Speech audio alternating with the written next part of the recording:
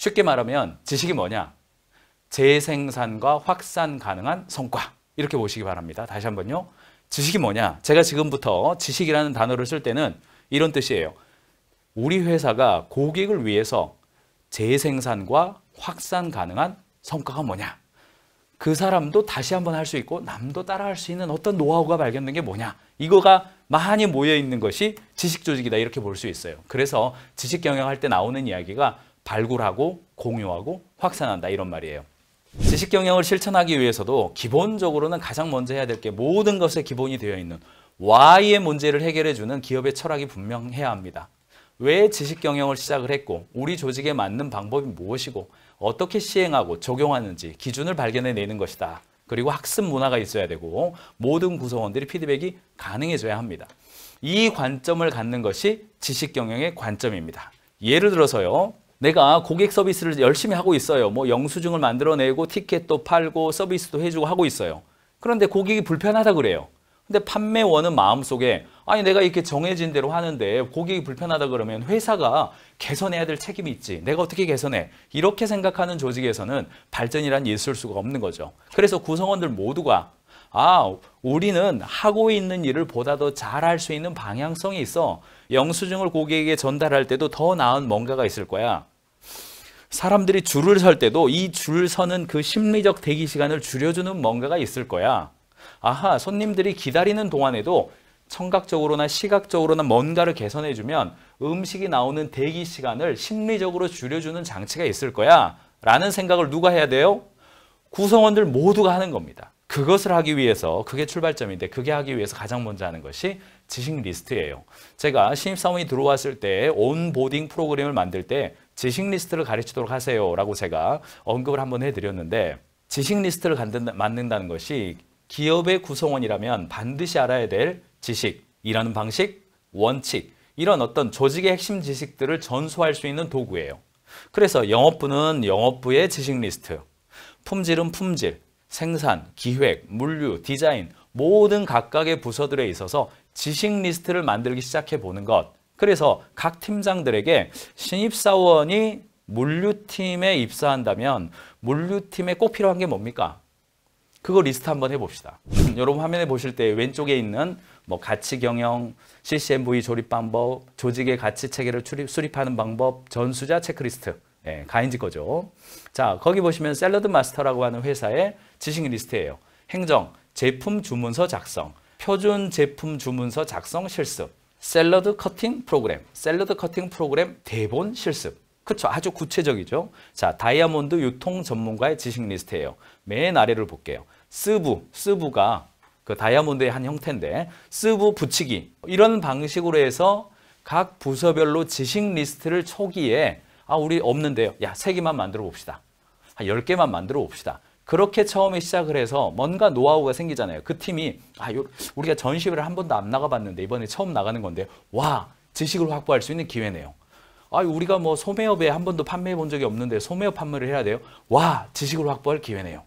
미국에서 연락이 왔는데 우리가 전시회는 못 나가고 원격으로 뭔가 좀 커뮤니케이션 해야 돼요. 지식을 발견할 기회네요. 이런 관점을 가질 필요가 있다는 겁니다. 그래서 지식 경영의 개념을 설명을 드렸고 가장 먼저 제가 말씀드린 게 뭐냐면 우리 회사의 필요 지식 리스트, 확보 지식 리스트, 필요한 지식 리스트와 확보해 놓은 지식 리스트 두 가지를 리스트업을 한번 해보시라는 겁니다. 그렇게 해서 지식 경영의 순환 구조를 보시면요. 발굴, 공유, 확산이에요. 현장에서 지식을 발견을 하고 발견한 지식을 축적하고 조직 내에서 공유하고 확산하는 겁니다. 축적된 지식을 활용해서 효율적으로 업무도 수행하고 문제도 해결해가는 과정인 거예요. 이제 현장에서 지식을 발굴하는 과정인데요. 자, 칠판 한번 보여주시기 바랍니다. 그 피터 드러커가 지식자본주의 이후의 사회라고 하는 책에서 인류가 가지고 있는 지식이 폭발하는 시기가 있었다 이런 이야기를 했어요. 그게 뭐냐면 첫 번째가 산업혁명입니다. 저와 여러분이 통신이라든가 전기 혹은 어떤 엔진 이런 어떤 철강, 화학, 물리학, 생물학 모든 영역에 있어서 인류의 지식이 폭증을 했죠. 혹자는 200배다, 혹자는 2000배다 여러 가지 이야기합니다만 아주 퀀텀 점프를 했습니다. 그때 핵심적으로 3가지가 발전했다 이렇게 이야기합니다. 도구에 관련된 지식, 공정에 관련된 지식, 상품에 관련된 지식이다. 이렇게 이야기를 했어요.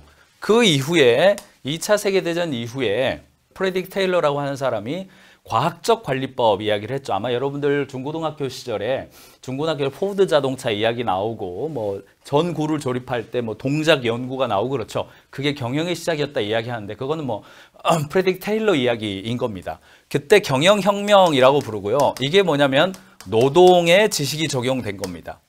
일하는 방식 자체, 일하는 순서, 사람들의 동작이 어떻게 바뀌냐. 사람에게 관심이 간 거예요. 그리고 그 사람의 활동이 개선됨으로써 인간의 생산성 자체가 올라갔다. 이렇게 이야기하거든요.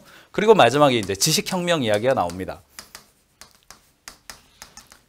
20세기 후반이죠. 이른바 인터넷 시대, 모바일의 시대, 그리고 이제 이 스마트의 시대가 나타나면서 지금이 이제 지식혁명 시대를 살고 있기 때문에 지식의 혁명이란 뭐다라고 규정 내리기가 굉장히 어렵습니다. 최근에 이제 챗 GPT까지 이야기가 나오고 있기 때문에 그 지식혁명 시대를 같이 살고 있다 이렇게 볼 수 있어요. 그렇다면 이 세 가지인 겁니다. 우리 회사의 생산성이 올라간다는 것은 피터 드러커가 표현하면 1차 혁신이 있고요. 2차 혁신이 있고 3차 혁신이 있는 겁니다. 내가 물류에서 물류를 배송해요. 선입선출도 해야 되고 오배송도 없어야 되고 적시 배송이 일어나야 되고 전달하는 품질도 좋아져야 되고 물류를 잘한다고 하는 것이 얼마나 많은 개념이 있습니까? 영업도 마찬가지죠. 물건이 좋아야 되고 파는 사람 나도 좋아야 되고 상대와 감정도 좋아야 되고 설명도 잘해줘야 되고 얼마나 복잡합니까? 사람들이 가지고 있는 어떤 판단의 근거들이 굉장히 복합적이 됐어요. 그렇다면 초기에는요. 도구, 공정, 상품이라고 하는 지식이 좋아져야 되는 겁니다. 도구가 달라져야 되고요. 공정이 달라져야 되고 상품이 달라져야 돼요. 그리고 그 다음 단계 일하는 방식 자체, 노동이 좋아져야 되고 마지막으로는 여기에 새로운 지식이 입혀져야 되는 거죠. 공무원이라 하더라도 기업 경영의 노하우와 지식이 공무원 조직에 적용이 된다든지 우리는 생물학을 기반으로 해가지고 바이오 제약을 하는 데에 여기에 케미칼적인 지식이 들어온다든지 우리는 학교를 운영하고 있는데 학교 운영에 비영리단체의 지식뿐 아니라 기업 경영의 지식과 노하우가 들어와서 움직여준다든지 우리는 뭐 투자회사, 엔젤 투자하는데 워렌 버핏의 투자 공식이 23단계가 있더라. 그것을 적용했더니 되더라. 우리는 뭐 떡볶이집을 운영하는데 떡볶이집 운영을 그냥 하는 게 아니라 뷔페집의 지식을 노하우를 가져와서 적용했더니 떡볶이가 굉장히 잘 팔리더라. 이게 뭐예요? 지식이 적용되는 거거든요. 그래서 이 첫 글자를 따면 도, 공, 상, 노, 지. 그래서 여러분들이 가인지 캠퍼스에서 도, 공, 상, 노, 지라고 가끔 보셨을 거예요. 이게 강의 제목입니다. 제가 하는 강의 제목이에요. 제가 붙인 이름입니다. 강의 제목이어서 지식의 5가지의 패턴입니다. 자세한 내용은 그 강의를 통해서 여러분들이 꼭 획득하시고요. 이렇게 해서 구성원들이 지식에 대한 관점과 어떤 시각을 가지게 됐다. 그러면 그 다음 단계가 공유할 수 있는 것입니다. 조직은 개인의 지식으로 끝나는 게 아니라 각 개인들의 합이 그냥 플러스 2가 되는 게 아니라 시너지가 나는 거죠. 1 더하기 1이 2가 아니라 200이 될 수 있도록 하는 거죠.